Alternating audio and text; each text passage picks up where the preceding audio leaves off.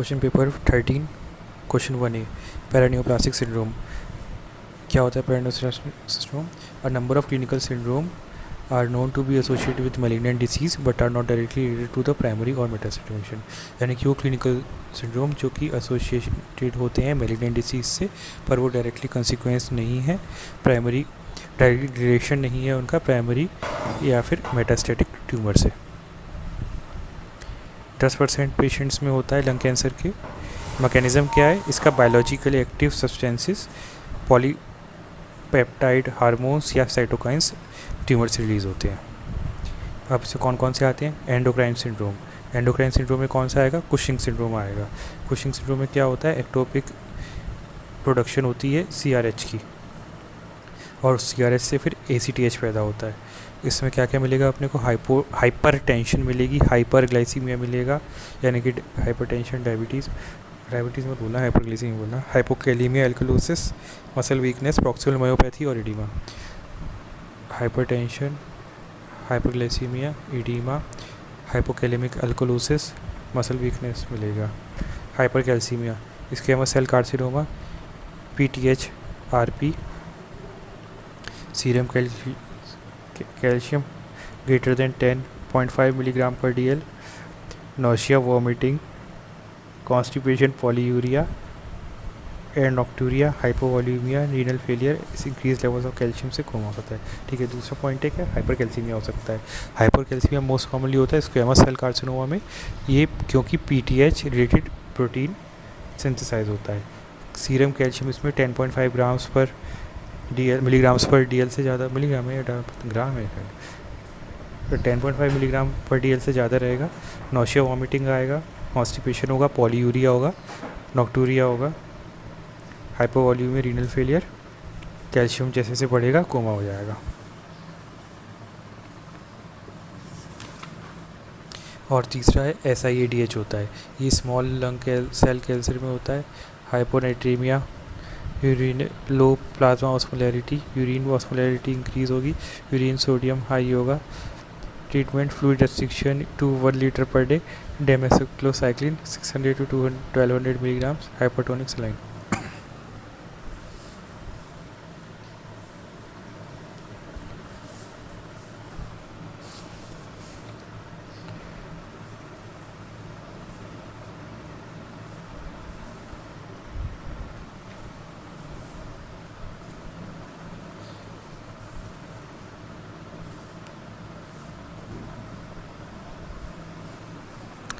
SIADH, small cell lung cancer, हाइपोनाइट्रीमिया,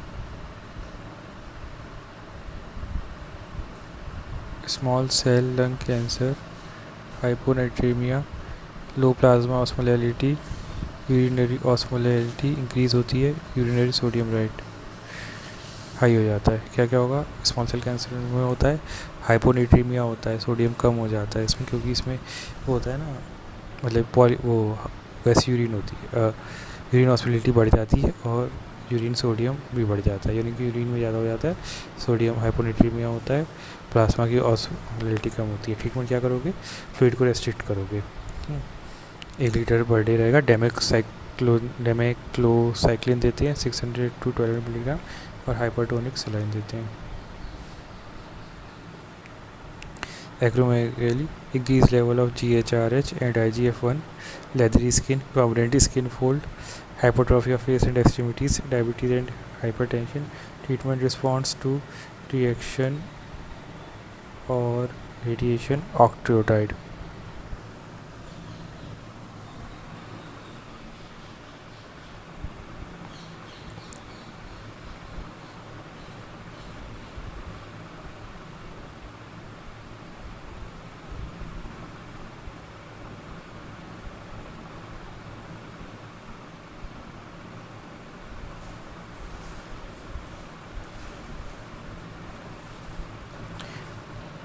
acromegaly में होती है, उसमें क्या होता है? Increase level of GHRH and IGF-1 हो जाता है।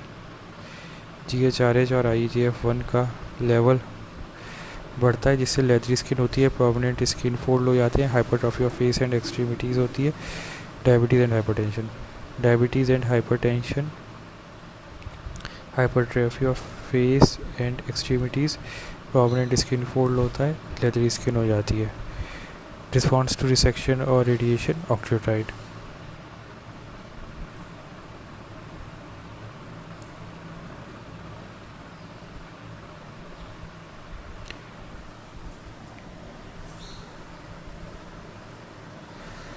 न्यूरोलॉजिकल सिंड्रोम्स कौन कौन से होते हैं? ईटन लैम्बर्ट सिंड्रोम, इसमें क्या होता है? फटीग होगा, dysphagia, dysarthria, visual blurring, muscle aches and weakness. Fatigue, dysphagia, dysarthria, dysphagia, visual blurring, muscle aches, weakness. Fatigue, dysphagia, dysarthria, visual blurring, muscle fatigue और weakness. Fatigue, dysarthria, dysphagia, visual blurring, muscle aches and weakness. Pelvic girdle muscles की weakness है, ठीक है। ये जैसे जैसे दिन बढ़ेगा ये बढ़ती चली जाएगी और वो क्या कहते हैं, एक्सरसाइज के साथ भी बढ़ती जाएगी। ये एंटी कोलिनेस्टेरेज देने से कोई इम्प्रूवमेंट नहीं होता है। और मशन और demonstration of IgG auto antibodies in serum, IgG antibody serum में मिलेगा। Encephalomyelitis and sensory myopathy, progressive sensory loss in hands and feet, myelopathy, brain stem involvement और features of limbic encephalopathy including behavioural changes, memory loss और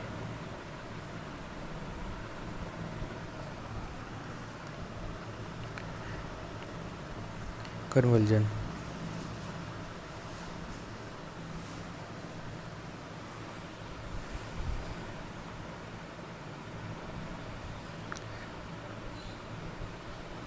एनकेफेलोमाइलाइटिस and sensory myopathy होती है। क्या होता है इसमें? प्रोग्रेसिव सेंसरी लॉस होगा हाथ में और पैरों में, माइलोपैथी हो जाएगी, ब्रेन स्टेम इन्वॉल्वमेंट होगा तो limbic encephalopathy including behavioural change, memory loss and conversion आएगा। बेसिकली क्या होगा, देखो हाथ में और पैरों में इसको कमजोरी लगेगी, सेंसरी लॉस रहेगा और एनकेफेलाइटिस होगी तो ब्रेन में मेमोरी लॉस होगा और कन्वर्जन आएंगे। पैरान्यूप्लास्टिक सेरेब्रल डिजेनरेशन होगा तो निस्टैग्मस रहेगा, इम्पेयर्ड कोऑर्डिनेशन रहेगा, एंटीबॉडी मिलती है। और क्या होता है इसमें? कैंसर एसोसिएटेड रेटिनोपैथी होती है। ये सब न्यूरोलॉजिकल चल रहा है। फोटो सेंसिटिविटी होगी, रैपिड लॉस ऑफ विजन होगा, नाइट ब्लाइंडनेस होगी। Photo sensitivity, rapid loss of vision, night blindness होगा और आर्टेरियल होगी, एंटी रिकवरी, ऑप्सोक्लोनस और myoclonus. Rapid involuntary conjugate eye movement in both horizontal and vertical directions.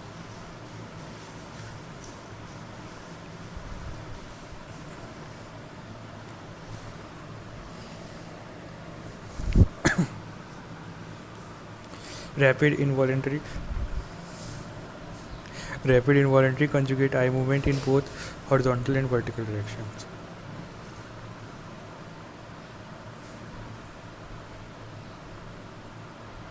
Opsoclonus, myoclonus, rapid involuntary conjugate eye movement in both horizontal and vertical direction.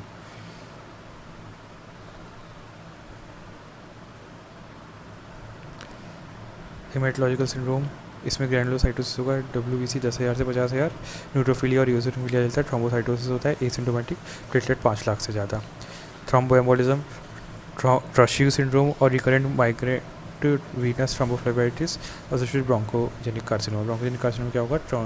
ट्रॉजियो syndrome होता है, इसमें recurrent migrant Venus thrombosis होता है। Skeletal में क्या होगा? Digital clubbing होगी और हाइपरट्रोफिक ऑस्टियोआर्थ्रोपैथी होगी। क्लबिंग 1/3 पेशेंट में होता है और ये हाइपरट्रोफिक ऑस्टियोआर्थ्रोपैथी 10% केसेस में होता है। ये क्यों होता है? क्योंकि इसका ओवर एक्सप्रेशन ऑफ EGF की वजह से होता है।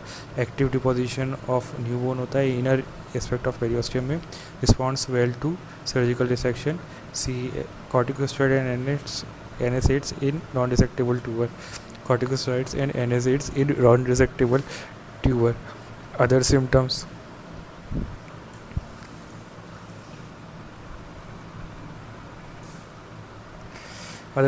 में रीनल में ग्लोमेरुलोनेफ्राइटिस हो सकती है, नेफ्रोटिक सिंड्रोम हो सकता है, vasculitis SLE, systemic fever, anorexia, cachexia हो सकता है, मेटाबॉलिक में हाइपोयूरेसीमिया, यूरेसीमिया और लैक्टिक एसिडोसिस हो सकता है, क्यूटेनियस डर्मेटोमायोसाइटोसिस, पाइलोमायोसाइटोसिस, स्क्लेरोडर्मा और अखैंथोसिस निग्रेंस हो सकता है।